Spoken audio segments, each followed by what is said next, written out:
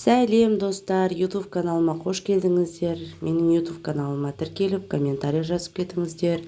Мамықтай жұмсақ пирог жасайтын боламыз. Оған 3 жұмыртқа қосамыз. Қант қосамыз 140 грамм, растительное масло 80 грамм, сүт қосамыз 120 грамм, араластырып аламыз.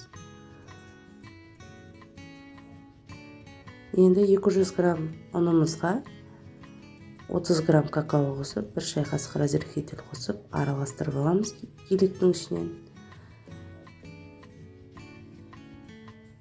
Енді қосамыз, осылай бір келкі масса болғанша араластырып.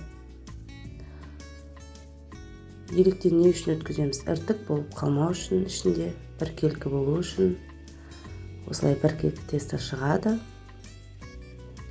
Пергамент төселген ыдысымызға салып, бір шетке алып қоямыз.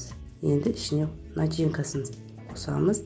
Творог 300 грамм, бір жұмыртқа, қант 50 грамм, крахмал қосамыз 30 грамм. Осылай араластырып аламыз.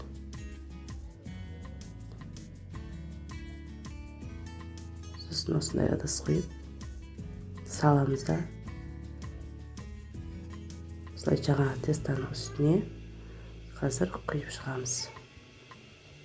Балдарыңыз творог жемейтін болса, таптырмайтын дәмді творожный пирог шығады. Осылай тестомызды пісіріп аламыз 180 градусқа. Осылай кесіп, әдемілеп балдарыңызға берсеңіздер болады. Міне жұмсақ, жұмсақ шықты, өте дәмді шығады достар. Ұнаса менің комментария жазып, тіркеліп кетіңіздер YouTube каналыма.